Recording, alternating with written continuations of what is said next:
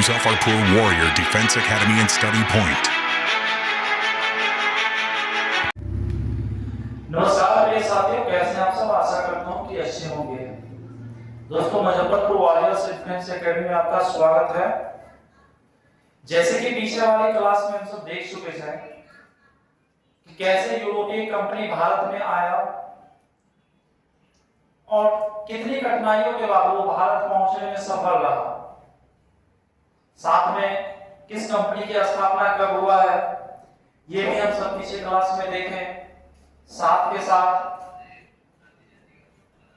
भारत आने वाली कंपनी का क्रम क्या रहा, जो क्रम रहा वो भी हम सब देखें। आगे की क्लास में हम आप सब बोले थे कि आगे की जो क्लास होगी उसमें आपको हम बताएंगे कि एक एक कंपनी करके डील करेंगे और सबसे पहले हम सब पुर्तगाली कंपनी को डील करना स्टार्ट करेंगे और यहां से इसमें क्या क्या व्यवस्था हुआ वो सारी चीज जानने की कोशिश करेंगे। तो चलिए, आपका ज्यादा समय ना लेते हुए चलते हैं आगे की और अगली क्लास को देखते हैं।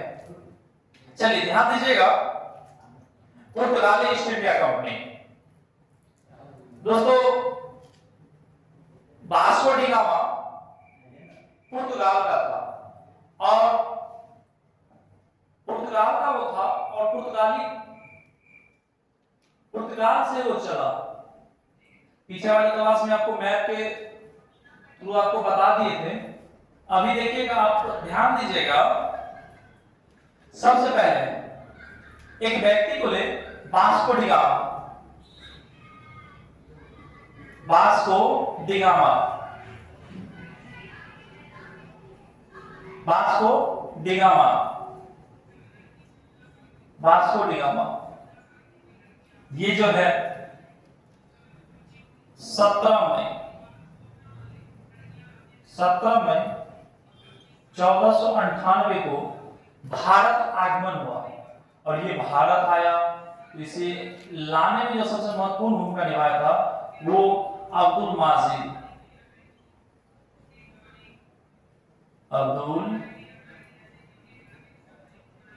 माजिद। कहीं कहीं आपको नाम अब्दुल मानिर भी मिलेगा, तो घबराइएगा नहीं। और ये मेन कहाँ का था? गुजराती व्यापारी था, गुजराती व्यापारी था।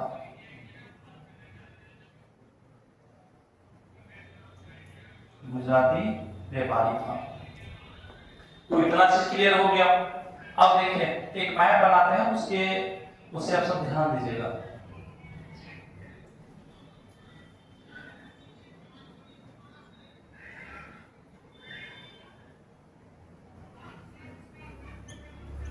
देखिए, मेरी जो वास्को डी गामा जब चला अब्दुल माजिद के साथ कैप ऑफ गुड होप से, तो वो पहुंचने का काम किया। सबसे पहले वो पश्चिमी तट पे, ये पश्चिमी तट पे कालीकट बंदरगाह पे पहुंचने का काम किया था। तो पश्चिमी तट और से पश्चिम समझ लीजिएगा, पश्चिमी तट और कालीकट बंदरगाह, कालीकट बंदरगाह, कालीकट बंदरगाह पे पहुंचा। और यहां पहुंचने पे जमोरीन नामक शासक ने इसका भव्य स्वागत किया। एकदम पूरा हार माला के साथ पहना के इसे एकदम पूरा स्वागत किया। पूरा ढोल नगाड़ा बजाते हुए इसे रिसीव करने के लिए आया। पूरा माला पहनाया, एकदम पूरा वास्को डी गामा की जय हो, वास्को डी गामा की जय हो। एकदम एक से एक नृत्यांगना नृत्य करते हुए वास्को डी गामा को रिसीव करके अपने दरबार में ले गया। देखिए, जमोरीन जो है कोई शासक नहीं था। मेरी आप जब मगध सम्राट पढ़ेंगे तो उसके अंतर्गत जो है आप मौर्य वंश पढ़ेंगे, तो मौर्य वंश सम्राट थोड़ी कोई था। अशोक अपना टाइटल लगाता था सम्राट।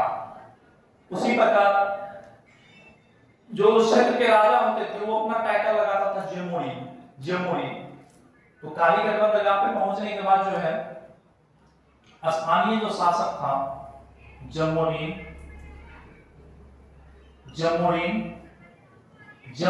जो है इसका काफी भव्य एकदम स्वागत किया, पूरा एकदम खिलाया पिलाया, एकदम फूल कर दिया इसको। दरबार में ले जाके भरपूर सेवा किया, खाना पीना एकदम नाश्ता पानी हर चीज का व्यवस्था एकदम पूरा। शाम को इसके एक से एक ऑर्केस्ट्रा का व्यवस्था कर दिया, ऑर्केस्ट्रा दिखाया, वो भी खुश। जब सारी व्यवस्था समाप्त हो गया तो जमोरिन और वास्को डी गामा आपस में बात करने लगा। बात जब किया तो जमोरिन वास्को डी गामा से पूछा, दोस्त तुम भारत आए क्यों? तो बताया, हम यहां से मसाला का व्यापार करते हैं स्थलीय मार्ग से, लेकिन स्थलीय मार्ग से व्यापार करने पे जो है काफी कठिनाई आ रही थी, इसलिए हम समुद्री मार्ग का खोज किया और यहां से जो है मसाला का व्यापार करेंगे। और मसाला का व्यापार यहां से मैं स्टार्ट करेंगे। बस इतना बड़ी बात, इतना छोटी बात, कोई बात नहीं, तुम मसाला का व्यापार करो। वास्को डी गामा कुछ दिन रहा, उसके बाद फिर जाने लगा। तो दो जहाज, जो दो बैरिया, वो मसाला खरीदा भारत से, और एक जहाज जमोरिन अपने तरफ से गिफ्ट में दे दिया। बोले लो तुम ले जाओ, तुम अपने क्षेत्र मसालाओं को ले जाओ। मसाला ले गया जमोरिन, सारी मसाला ये वास्को डी गामा सारा मसाला लेके पहुंच गया कहां? पुर्तगाल। पुर्तगाल पहुंचकर वो मसाला वहां बेचा, और मसाला बेचा उसे जो है 1 गुना 2 गुना 3 गुना 4 गुना, इतना नहीं, 60 गुना का मुनाफा हुआ। मतलब आप समझ जाइए कि वो यहां से 1000 का मसाला ले गया होगा और उसे जो है 60,000 बचत हुआ। 60,000 रुपया उसे बचत हुआ। अब 11,000 का थोड़ी मसाला लेगा भाई, उतना दूर से आया जहाज, मतलब 2 जहाज तो खरीद किया, एक जहाज जो है जमोरिन उसको गिफ्ट में दे दिया, 3 जहाज मसाला ले गया। मतलब समझ रहे हैं, एक जहाज पे कम से कम आप देखिएगा, जो बड़ा बड़ा जहाज होता है वो छोटा मोटा नदी सब में जो देखिएगा वो नाव होती है, लेकिन जो बड़ी बड़ी जहाज होती है उसपे कम से कम समझिए कि 500 4 व्हीलर लोड हो जाएगा, इतना बड़ा जहाज था। मसाला ले गया पुर्तगाल के बाजार में, जो बेचा 60 गुना मुनाफा हुआ। अगला दिन जो है एकदम पूरा Vasco da gamma full power में है। पैसा एक ऐसी चीज है जो किसी के भी पास आए तो पावरफुल होगा ही। कहा जाता है दुनिया की हर कुर्सी पैसा नहीं दे सकती है, लेकिन याद रखिएगा पैसा जो है हर कुर्सी के पीछे होती है। इसलिए बहुत ही एक सिंपल कहावत है, बापू ने भैया सबसे बड़ा रुपया। आज आप सब पढ़ भी रहे हैं, उसके पीछे क्या? पैसा, ताकि आज हम पढ़ेंगे, बड़ी नौकरी लगेगी, वहां से पैसा आएगी। तो वास्को डी गामा के पास इतना रुपया हो गया कि समझिए अभी के समय में वो सबसे अमीर हो गया। और अमीर होने के साथ सबसे पहले अभी जो सबसे न्यू फोन वर्जन आया है आईफोन 17 प्रो, तुरंत ले लिया। BMW, रोल्स रॉयल, पूरा एकदम गाड़ी का लाइन खड़ा कर दिया। जो भी लोग आता था उसको एकदम लो दाम लो, एकदम अपने वाइफ को एक से एक वैरायटी में साड़ी का साड़ी एकदम पूरा फुल खरीदाने लगा उसे, वो भी खुश। जो चीज का डिमांड करता था उसका फैक्ट्री लगा दो। वास्को डी गामा की वाइफ जब भी कहता था अपने हस्बैंड से कि हमको लिपस्टिक लेना है, तो वो जानते हैं लिपस्टिक नहीं खरीदता था, कहता था तुम्हारे लिए हम लिपस्टिक का फैक्ट्री लगवा देते हैं, जाके घर में बनाते रहो लिपस्टिक में। जब भी वो कहता था हमें लैक्मी का काजल चाहिए, तो कहता था लैक्मी का काजल मतलब लैक्मी का काजल का हम फैक्ट्री लगवा देते हैं। मतलब कह सकते हैं इतना रुपया हो गया कि एकदम ऐश करने लगा। और पैसा आने के बाद इंसान सबसे पहले अय्याश होता है, मतलब खूब अय्याशी करेगा। भाई ऐश मौज करेगा इंसान, जवान हो या बूढ़ा, ससुराल के नाम पे एकदम पूरा तान जाएगा। घूमने के लिए वो ससुराल गया एक रोज, ससुराल गया। अब इतने बड़े अमीर आदमी है तो भाई अच्छा से जाएगा। जब यह पहुंचा ससुराल में जब उसका खूब एकदम मान दान होने लगा है, पहुंच जाए, फुल उसकी मान दान हुआ, सब एकदम आके उसको प्रणाम कर रहा है, दिया बुलाया, प्रणाम किया, तुरंत 50,000 रुपया निकाल के लो, जाओ चॉकलेट खाना। जो भी आया मतलब एकदम कह सकते हैं, सीधी बात ये समझिए कि इतना वो अमीर हो गया कि भरपूर रुपया लुटाया। साला आया एकदम बासु डिगामा को, जीजा जी प्रणाम, तुरंत प्रणाम किया। अब प्रणाम किया तो उसके बाद बोला आप तो अमीर आदमी हो गया, पार्टी दीजिए। बोला क्या पार्टी? तो पार्टी में क्या था, दारू पिलाइए। बोला दारू पियोगे, कितना?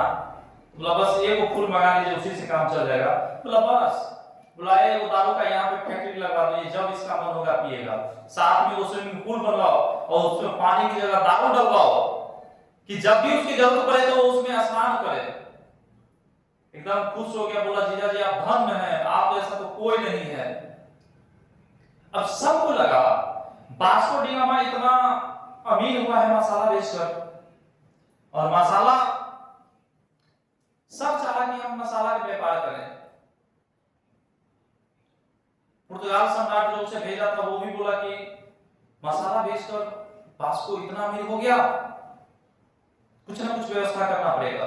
और पुर्तगाल ईस्ट इंडिया कंपनी की स्थापना हुई। 1498 में इस कंपनी की स्थापना की गई। साथ में कह सकते हैं कि बोला ठीक है, अब जो है हम भारत से मसाला खरीदेंगे, वास्को डी गामा को बोला। इससे पहले एक व्यक्ति केब्राल, उसे भी होड़ चढ़ गया कि हम भी अमीर आदमी बनेंगे, जैसे वास्को डी गामा मसाला बेचकर इतना अय्याशी किया, हम भी मसाला बेचकर अय्याशी करेंगे और हम भी एकदम दौलत शोहरत में सबसे ऊपर जाएंगे। पुर्तगाल सरकार से ऑर्डर लेने के बाद वो जो है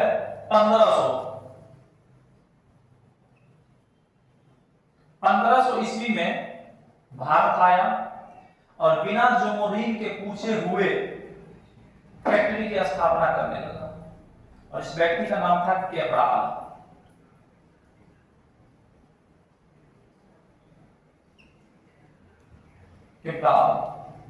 और इन्होंने ही कह सकते हैं कि ब्राजील का खोज भी किया था।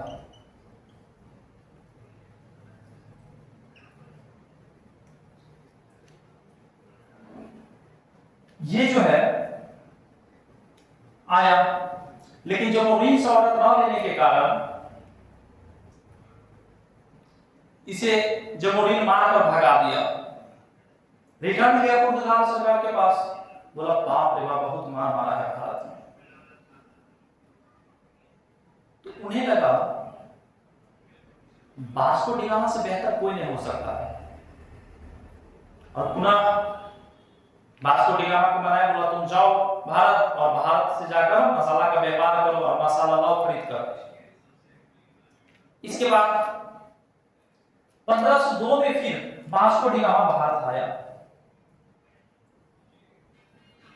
1502 ईस्वी में वास्को डी गामा कह सकते हैं कि दूसरी बार या सेकेंड बार, दूसरी बार वास्को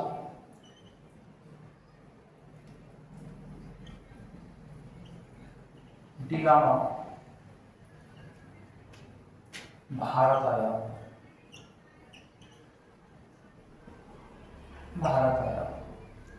दूसरी बार Bharat, Vasco da Gama Bharat आया। और याद रखिएगा 1503 ईस्वी में, 1503 ईस्वी में जो है भारत में पुर्तगाली कंपनी का पहला फैक्ट्री की स्थापना की गई, और वो कंपनी लगाया गया कोचीन में। कोचीन में इस फैक्ट्री की स्थापना हुई। देखिए फैक्ट्री मतलब ये मत समझिएगा कि अभी जो फैक्ट्री आप सब देखते हैं कि कंपनी के मतलब फैक्ट्री लगाया गया तो उसमें मशीन उसी नहीं। फैक्ट्री होता था ये कि बड़ा सा हॉल बनाया जाता था, और हॉल बना के उसमें जगह जगह से जो माल खरीद कर लाता था उसमें जमा करता था, और जब माल जमा ज्यादा हो जाए तो फिर उसको निकाल कर पुर्तगाल के लिए रवाना कर दिया जाता था। वही फैक्ट्री था।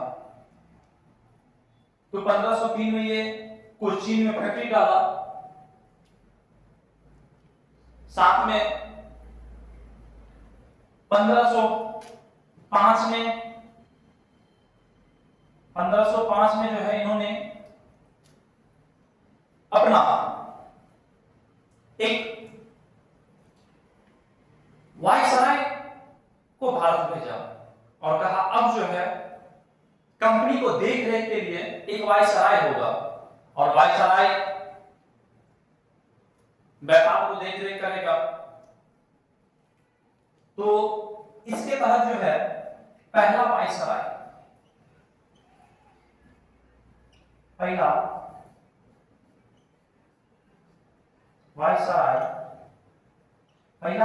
जो बनाकर भेजा वो था अल्मोड़ा।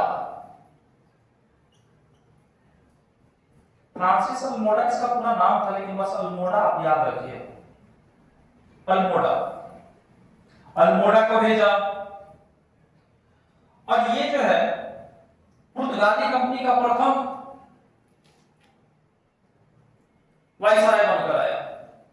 इन्होंने आते आते सबसे पहले ब्लू वाटर पॉलिसी लाया। कहिएगा ब्लू वाटर पॉलिसी होती क्या है? तो ब्लू वाटर पॉलिसी जो होती है समुद्रिक नीति, मतलब अब ये भारत का मैप देखिएगा तो इस साइड भी समुद्र पूरा है, इस साइड भी समुद्र है, नीचे भी पूरा समुद्र है।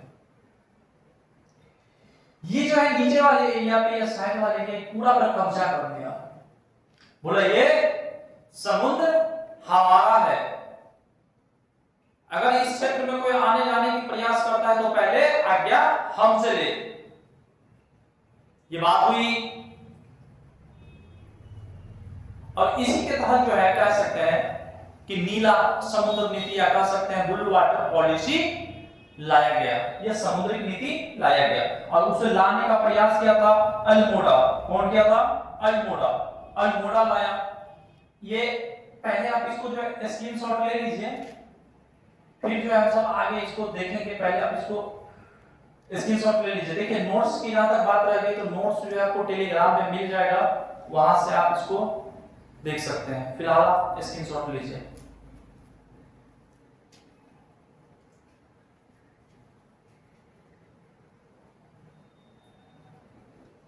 चलिए, आज सब उम्मीद करते हैं कि आप सब स्क्रीनशॉट ले लिए होंगे और आज सेशन को हम सब आगे बढ़ाते हैं। इसको हम फिलहाल मिटा रहे हैं, इसको मिटा रहे हैं। यहां तक में तो किसी को दिक्कत नहीं कोई, और किन्हीं को कोई दिक्कत होना भी नहीं चाहिए, क्योंकि ये सब नॉर्मली चीज है।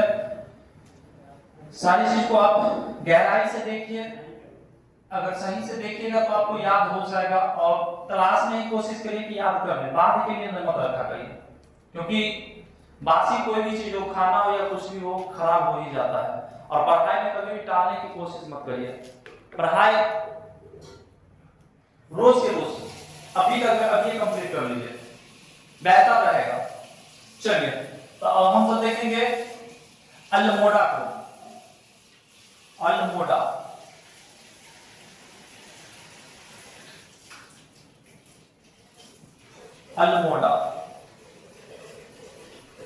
यह अल्मोड़ा कंपनी का, पुर्तगाली कंपनी का फर्स्ट वायसराय हुआ, प्रथम वायसराय हुआ। क्लियर? यहां तक कोई दिक्कत नहीं।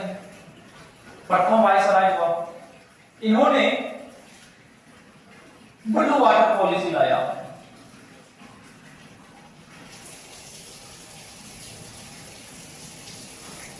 ब्लू वाटर पॉलिसी लाने का काम किया। और ये जो ब्लू वाटर पॉलिसी जो है, इसे ही हम कह सकते हैं समुद्रिक नीति। इसको अगर आप हिंदी में कहिएगा समुद्रिक नीति भी कह सकते हैं, समुद्रिक नीति।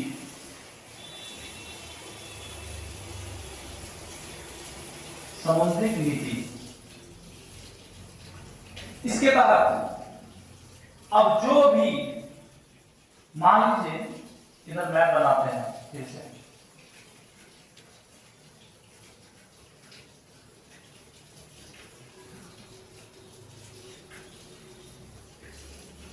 जो भी इस क्षेत्र में, समुद्र के क्षेत्र में व्यापार करेगा या कोई भी जहाज ले जाता है तो आपको देना पड़ेगा टैक्स, और जो टैक्स देना पड़ेगा उस टैक्स का ये नाम रखा कार्टेज प्रणाली। और कार्टेज प्रणाली की शुरुआत करने वाला कौन था? अल्मोड़ा। कौन था? अल्मोड़ा। और अल्मोड़ा ने कार्टेज प्रणाली लाया। कार्टेज प्रणाली, कार्टेज प्रणाली। और कार्टेज प्रणाली के तहत इन्होंने पूरा समुद्र पे कब्जा कर लिया। इसीलिए पुर्तगाली को कहा जाता है समुद्र का स्वामी, समुद्र का स्वामी। साथ में इन्होंने अल्मोड़ा, विजयनगर साम्राज्य या विजयनगर के राजा,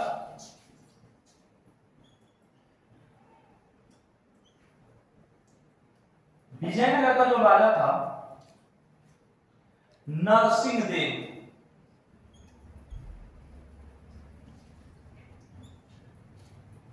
नरसिंह देव, इससे इन्होंने घोड़ा का व्यापार किया।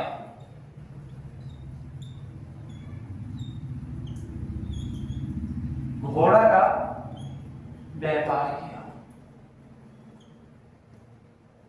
घोड़ा का व्यापार, विजयनगर साम्राज्य के नरसिंह देव से घोड़ा का व्यापार किया अल्मोड़ा। उसके बाद अल्मोड़ा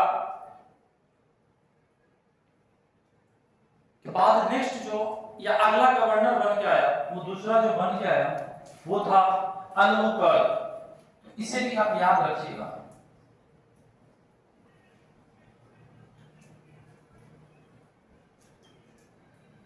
अलमुकर्क, अलमुकर्क ये जो है सेकंड वाइसराय हुआ।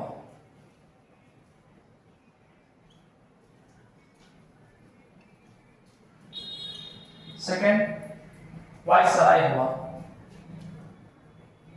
इन्होंने कह सकते हैं कि ऐसा ऐसा काम किया कि इसे वास्तविक संस्थापक माना जाने लगा। जैसे देखिए, ये जब आया तो 1510 में बीजापुर के एक शासक थे यूसुफ आदिल शाह। यूसुफ आदिल शाह से गोवा छीन लिया, और ये एक बहुत ही बड़ी बात थी वाइसराय। इन्होंने पहला काम जो किया 1510 में बीजापुर के शासक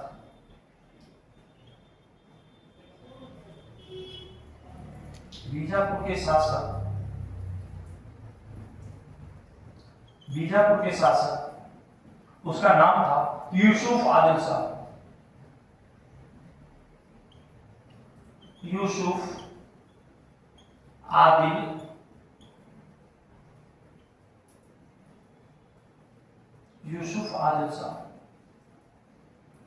यूसुफ आदिल शाह से इन्होंने गोवा को छीन लिया। गोवा को, बहुत ही महत्वपूर्ण क्वेश्चन है, बदनाम क्वेश्चन है, समझे, क्योंकि ये क्वेश्चन जो है बहुत बार पूछा गया है, इसलिए इसको याद रखिएगा। अलमुकर्क दूसरा वाइसराय हुआ। इन्होंने 1510 में बीजापुर के शासक यूसुफ आदिल शाह, कौन? यूसुफ आदिल शाह से उन्होंने गोवा को छीन लिया। आगे देखिएगा, अलमुकर्क सती प्रथा रोकने का प्रयास किया। सती प्रथा रोकने का प्रयास किया।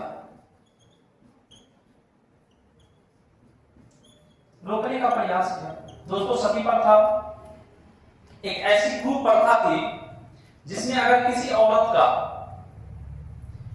पति का देहांत हो जाता है, कोई भी कारणवश से हो जाता है, तो उस औरत को जिंदा जला दिया जाता था उसके पति के साथ। जैसे मान लीजिए कोई औरत है, उसका पति मर गया, तो उसका पति मर गया तो उसकी पत्नी को भी दफना दिया जाता था या उसे जला दिया जाता था। और जलाने का भी तरीका बड़ी दयनीय था।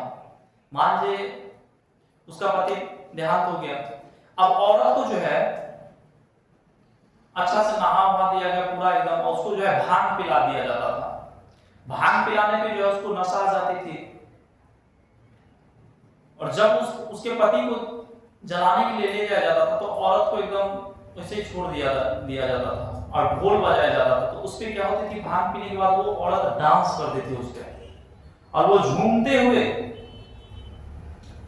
जहां पे जो जलाया जाता था वहां तक जाती थी। वहां जाने के बाद औरत को पूरा पालथी मार के बैठा के उसके पति का सिर उसके गोद में डाल दिया जाता था और आग लगा दिया जाता था। जैसे ही आग लगाया, भाई नशा में उससे क्या मतलब, लेकिन जब शरीर पे अगर थोड़ा सा भी जला तो दर्द होगी।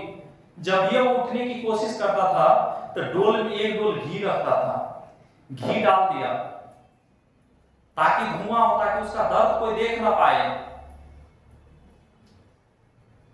जब ये उठने का कोशिश करता था कि 4-5 आदमी लाठी लेकर खड़ा रहता था, और जब ये उठने का कोशिश किया लाठी से उसको चाप दिया जाता था। अब औरत कितना भी चिल्ला रही है, कितना भी चिल्ला रही, चीख रही, जब ये चीख ही चिल्लाई कि तुरंत ढोल बजाया जाता था ताकि इसका आवाज भी कोई दूसरा ना सुने, ताकि कल हो के अगर किसी को ऐसा हो जाए तो वो औरत सती होना नहीं चाहेगी। और घी डाला जाता था ताकि धुआं हो, उस धुआं में उसकी शरीर को मतलब दर्द किसी को दिखाई न दे। वो जब चिल्लाती थी तो ढोल बजाया जाता था ताकि उसकी आवाज कोई ना सुने। लाठी से चाप कर रखा जाता था ताकि औरत उठ के वहां से भाग ना जाए। जब तक औरत बेहोश होकर उस चिता पे ही मतलब न गिर जाती थी तब तक ये प्रक्रिया चलते रहता था। अब बेहोश होकर गिरा था तो डेफिनेट है कि आग जल रही है, कोई भी उसमें जल रही है। इस प्रकार की क्रूर प्रथा थी और इसे 1829 में राजा राम मोहन राय की सहायता से इसे समाप्त करने का प्रयास किया गया और इसे समाप्त कर दिया गया। यही क्रूर प्रथा चलती आ रही थी और इसे समाप्त कर दिया गया। तो औरत पे थोड़ा मोड़ा नहीं, बहुत जुल्म किया गया, इसीलिए जो है अब औरत से उसकी बदला ले रहा है। पहले था कि औरत के साथ जुल्म हो रहा था, अब पुरुष के साथ जुल्म हो रहा है। जैसे अभी तक अक्सर आप कहानी सुनते हुए नीलाडोम की कहानी, तो कभी यहाँ हत्याकांड गया, पहाड़ पे घूमने के लिए वहां से धकेल दिया, तो कभी यहाँ, कभी खाना में जहर मिला के खिला दिया। तो भाई वो बदला ले रही है, वो तुम्हारे साथ गलत नहीं कर रहा है क्योंकि उसके साथ इतना गलत हो चुका है, इसी का वो बदला ले रहा है। तो याद रखिएगा ये सती प्रथा, तो सती प्रथा को रोकने का भी प्रयास किया था अलोकर। साथ में याद रखिएगा इन्होंने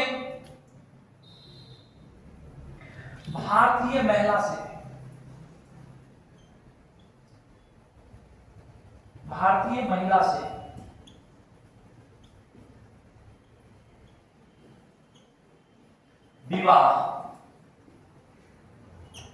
विवाह करने के लिए पुर्तगाली को प्रेरित किया। बोला तुम सब जो है भारतीय महिला से ब्याह करो, एक दो नहीं करो, कम से कम 5 गो ब्याह करो। इसलिए मान लीजिए किसी से अगर बेटी और रोटी का संबंध हो जाए, मतलब अगर उसके घर में बेटी का शादी कर दिया जाता है तो उससे संबंध स्थापित हो जाता है। अब भाई उसको कुछ होगा तो आप उसको सपोर्ट में हमेशा खड़ा रहिएगा। तो वो इस चीज को जानता था कि कदों में कुछ होगा तो भारतीय यहाँ का स्थानीय हमारे साथ देने के लिए एकदम तत्पर रहेगा। और इसीलिए उन्होंने कहा कि तुम भारतीय से ब्याह करो ताकि धिया पुता भी होगा। तो भाई वो तो रहेगा इंडिया में, लेकिन पुर्तगाली पिता रहेगा, तो इस कारण वो जो है हमारा सपोर्ट भरपूर करेगा। तो भारतीय महिला से जो है विवाह करने के लिए भी प्रेरित कौन किया था? अलोकर ने किया। साथ में याद रखिएगा कार्टेज प्रणाली, जो कार्टेज प्रणाली आप देख रहे हैं अल्मोड़ा लाया था, उस कार्टेज प्रणाली को समाप्त करने का भी काम किया था अल्बुकर्क। तो कह सकते हैं कार्टेज प्रणाली, कार्टेज प्रणाली को समाप्त किया, कार्टेज प्रणाली को भी समाप्त किया कौन? अल्बुकर्क। साथ में याद रखिएगा विजयनगर साम्राज्य, यहां तक आप सबको संभवतः हो सकती है नहीं दिख रहा होगा, यहां पे हम लिख रहे हैं इसकी, इसी का पॉइंट है, इसी का पॉइंट है विजयनगर साम्राज्य। विजयनगर का राजा था कृष्णदेवराय, कृष्णदेवराय। इनसे जो है घोड़ा का व्यापार किया, घोड़ा का व्यापार किया। ये मेन पॉइंट आपको याद रखने की कोशिश करिएगा अल्बुकर्क में। तो जैसे अल्मोड़ा देखें तो अल्मोड़ा कंपनी का प्रथम वायसराय हुआ। अल्मोड़ा ब्लू वाटर पॉलिसी लाया, समुद्री नीति लाया, साथ में कार्टेज प्रणाली लाया और विजयनगर साम्राज्य नरसिंहदेव के साथ घोड़ा का व्यापार किया। अल्बुकर्क में आप याद रखिएगा कि ये दूसरा वायसराय हुआ और इसे वास्तविक संस्थापक माना जाता है पुर्तगाली का। वास्तविक, वास्तविक, वास्तविक संस्थापक माना जाता है, वास्तविक संस्थापक माना जाता है पुर्तगाल कंपनी का। 1510 में बीजापुर के शासक यूसुफ आदिल शाह से गोवा जीत लिया। सती प्रथा रोकने का भी प्रयास किया था। ये भाई गोवा यहाँ का पॉइंट है, याद रखना, गोवा जीत लिया। भारतीय महिला से विवाह करने की अनुमति दे दिया पुर्तगाली को कि आप शादी करिए और अधिक से अधिक बच्चा का उत्पत्ति करिए। कार्टेज प्रणाली को समाप्त किया अल्बुकर्क। साथ में विजयनगर साम्राज्य के जो शासक हुए कृष्णदेवराय, उससे घोड़ा का व्यापार किया। ये पॉइंट आप याद रखिएगा। साथ में याद रखिएगा भारत में प्रथम चर्च, भारत में प्रथम चर्च, भारत का प्रथम चर्च, उस चर्च का नाम है saint Xavier, saint Xavier, saint Xavier church. और ये चर्च है दोस्तों गोवा में, ये चर्च है गोवा में। तो भारत में प्रथम जो चर्च हुए सेंट जेवियर चर्च, इस चर्च की स्थापना गोवा में इन्हीं के समय काल में हुआ। तो ये छोटी छोटी पॉइंट आप याद रखिएगा, यही मेरे था। अब जो है आगे की चीज बताएंगे, लेकिन बोर्ड पूरा भर चुका है, इसको आप स्क्रीनशॉट लीजिए और फिर जो है हम सब आगे की ओर देखेंगे। पहले इसका स्क्रीनशॉट ले लीजिए आप सब।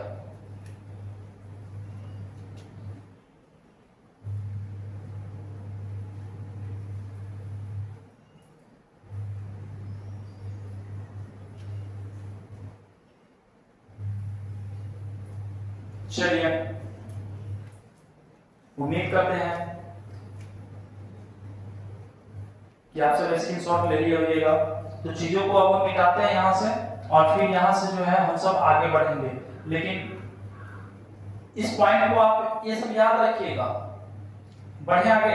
इसको मिटा रहे हैं आप, जो नहीं भी है जल्दी से लीजिए। चलिए बढ़ते हैं आगे।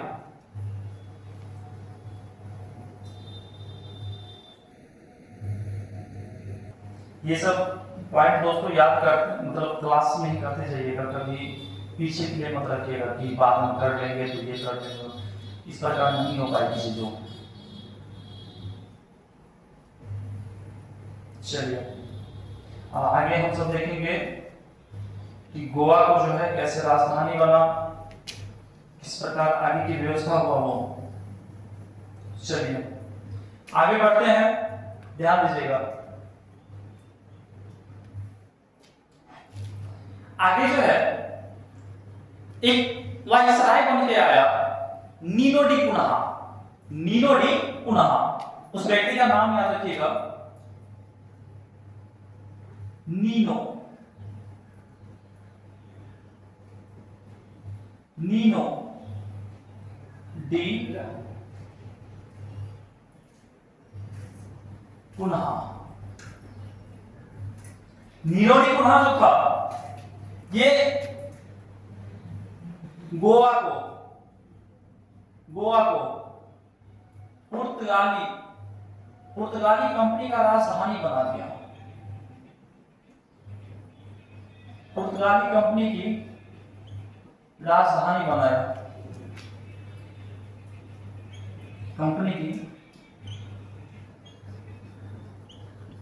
राजधानी बनाया। तो ये भी पॉइंट आपको याद रखना है कि गोवा को राजधानी बनाया, वो कौन बनाया था? Nino de Cunha. Nino de Cunha, Nino de Cunha राजधानी बनाने की कोशिश किया ही नहीं, वो राजधानी बनाया भी। तो मेरी आप इनके बारे में यही पॉइंट याद रखिएगा। अब हम सब बढ़ते हैं आगे। अब देखिए, ध्यान दीजिएगा,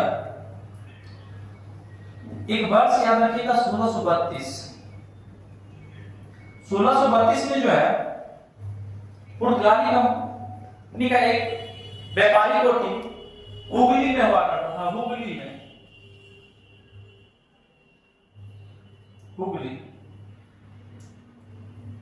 यहां जो है हुगली में एक गलत तरीका से व्यापार करने लगा, और यह बात का वर्णन जो है उस समय जो मुगल शासक था शाहजहां, उसे पता चल गया, और शाहजहां ने हुगली से पुर्तगाली कंपनी को खदेड़ दिया। तो शाहजहां ने कंपनी को यहां से, पुर्तगाली कंपनी को क्या किया? यहां से खदेड़ दिया। पुर्तगाली कंपनी को खदेड़ा मतलब यहां से पुर्तगाली कंपनी को भगा दिया गया। 1632, ये याद रखिएगा, कोई पीसीएस का पूछा हुआ क्वेश्चन है कि हुगली से पुर्तगाली कंपनी को कब खदेड़ दिया गया? तो 1632 में, 1632 में खदेड़ दिया गया। आगे बढ़ते हैं। एक व्यक्ति था मार्टिन डी सूजा। मार्टिन डी सूजा, मार्टिन डी सूजा, मार्टिन डी सूजा। और मार्टिन डी सूजा के साथ जो है एक पादरी जोपिया, पादरी जेवियर भारत आया,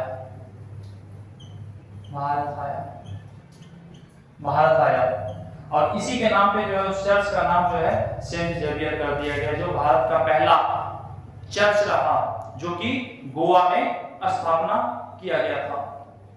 तो ये किसके साथ आया था? मार्टिन डी सूजा के साथ, मार्टिन डी सूजा के साथ। आगे देखते हैं। आप देखिएगा कि भारत में जो है जहाज निर्माण का जो कला है पुर्तगाली का देन है। तो कुछ चीजें जो है पुर्तगाली का देन है, उसको हम सब देखते हैं। इसको पहले आप स्क्रीनशॉट लीजिए, क्योंकि इसको मिटाएंगे थोड़ा सा। इसको लीजिए,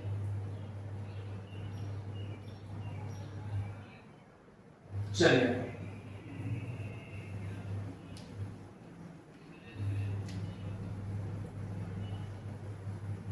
आ जाइए आगे।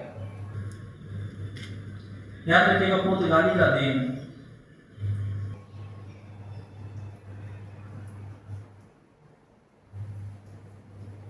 पुर्तगाली का देन, यहां से याद रखें। पहला पॉइंट ये याद रखिएगा, जहाज निर्माण, जहाज निर्माण करने का जो विधि था वो पुर्तगाली। इससे पहले ऐसा नहीं कि हम सब जहाज नहीं बनाते थे, इससे पहले भी हम सब जहाज बनाते थे, लेकिन मेनली जो है जहाज निर्माण की जो प्रक्रिया होती है वो आधुनिक तौर पे पुर्तगाली का ही देन माना जाता है। साथ में याद रखिएगा आप प्रिंटिंग प्रेस, प्रिंटिंग प्रेस, तो प्रिंटिंग प्रेस, प्रिंटिंग प्रेस, इसका भी शुरुआत पुर्तगाली ने ही किया और 1556-57 ईस्वी के आसपास माना जाता है। 1556-57 ईस्वी के पास माना जाता है कि उन्होंने प्रिंटिंग प्रेस का शुरुआत किया था। आगे हम सब बढ़ते हैं तो देखिएगा आलू, आलू की खेती, आलू की खेती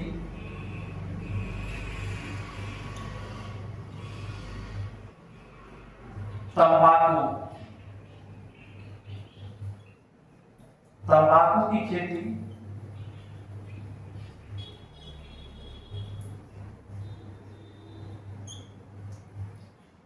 टमाटर, टमाटर की खेती कह सकते हैं, इत्यादि बहुत सारी। ये सब का जो है देन माना जाता है कि पुर्तगाली है। जहाज निर्माण हो, प्रिंटिंग प्रेस हो, आलू की खेती हो, तंबाकू की खेती हो और टमाटर की खेती हो, ये सारी चीज की शुरुआत भारत में माना जाता है कि कौन है, पुर्तगाली है। आप समझ जाइए जो खैनी खाने वाले लोग हैं, खैनी, वो खास करके पुर्तगालियों को धन्यवाद दीजिए कि अगर आज वो नहीं होता तो आप खैनी नहीं खाते।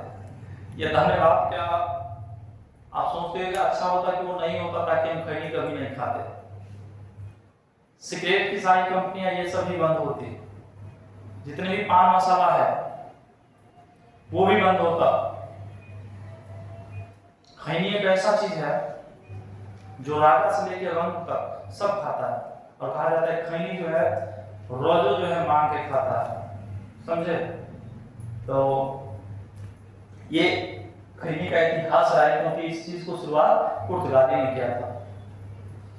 दोस्तों हमारा देश आजाद भी हो गया, फिर भी पुर्तगाली हमारे देश में बना रहा। 1947 में अंग्रेज से तो हम आजाद हो गए, अंग्रेज का जो क्षेत्र था वो तो हम ले लिए, लेकिन पुर्तगाल के अधीन जो क्षेत्र था वो हमें नहीं प्राप्त हुआ। क्योंकि आप सब जानते होइएगा भारत आने वाली सबसे पहली कंपनी पुर्तगाली ईस्ट इंडिया कंपनी रही है और जाने वाली भी सबसे लास्ट में पुर्तगाली ईस्ट इंडिया कंपनी रही है। ये पॉइंट याद रखिएगा। एक ऑपरेशन चला, पुर्तगालियों को भगाने के लिए एक ऑपरेशन चला पुर्तगाली के विरुद्ध।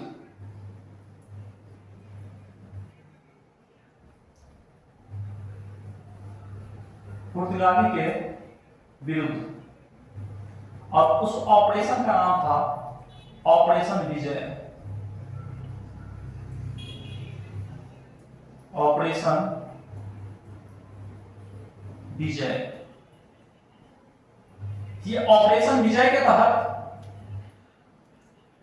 पुर्तगाली को भारत से बाहर भेज दिया गया और उसके क्षेत्र पर जो है भारत सरकार की कब्जा हुई। और इस समय जो है पुर्तगाली का जो कह सकते हैं कि अंतिम वायसराय, पुर्तगाली कंपनी का अंतिम वायसराय जो हुए ए सिल्वा, कंपनी का अंतिम वायसराय, अंतिम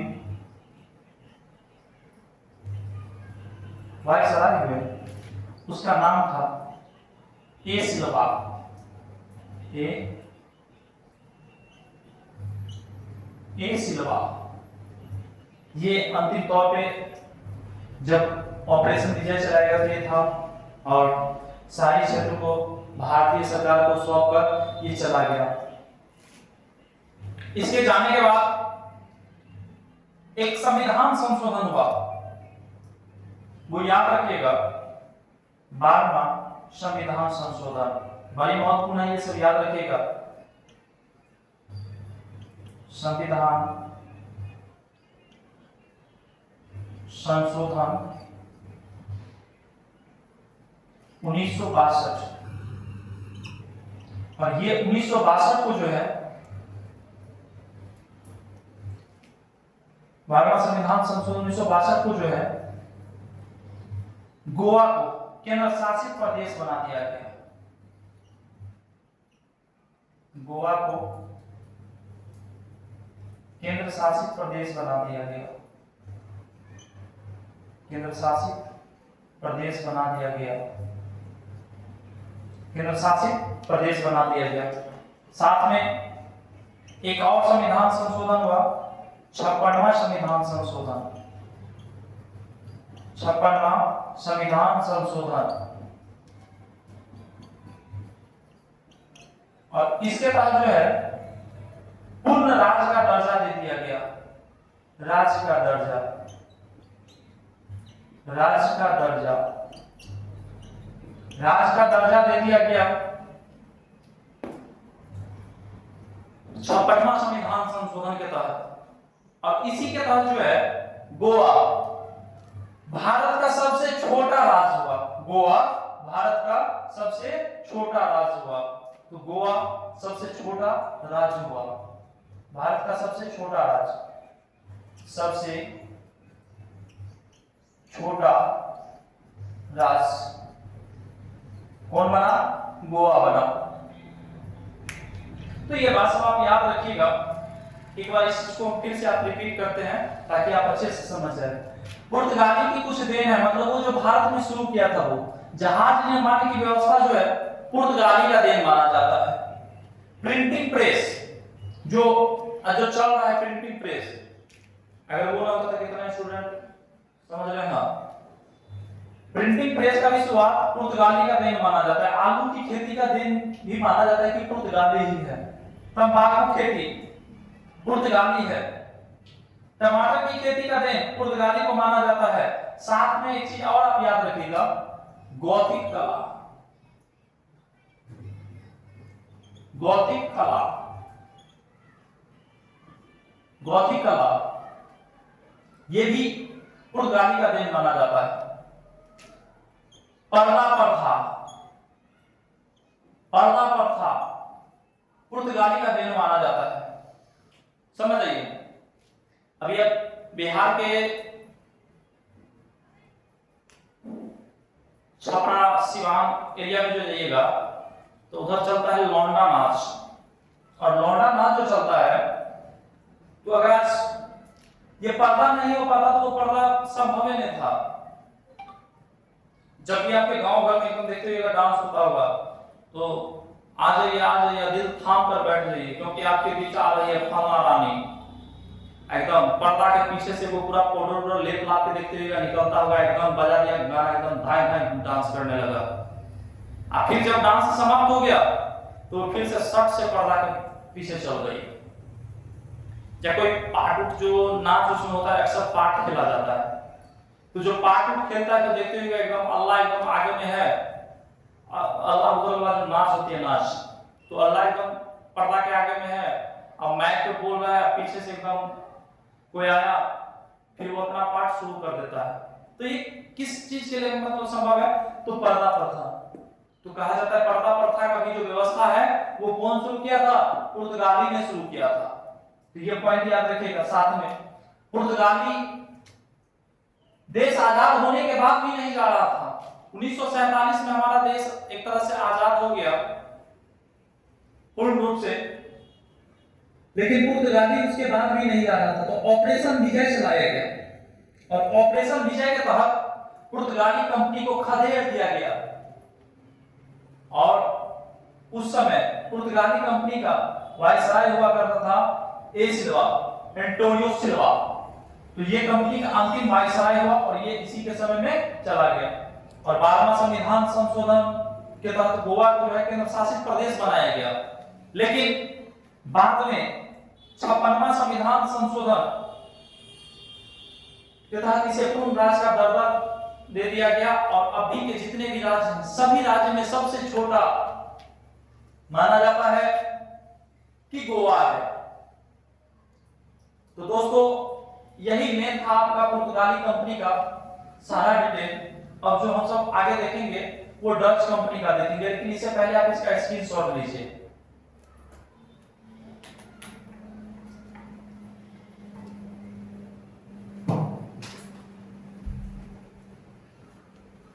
तो चलिए आशा उम्मीद करते हैं कि आप ले लिए होंगे। तो अब जो हम दोस्तों आप सबसे मिलेंगे डच ईस्ट इंडिया कंपनी में मिलेंगे और फिर उसको भी काफी अच्छा से डील करेंगे। तो आज तक के लिए जय हिंद।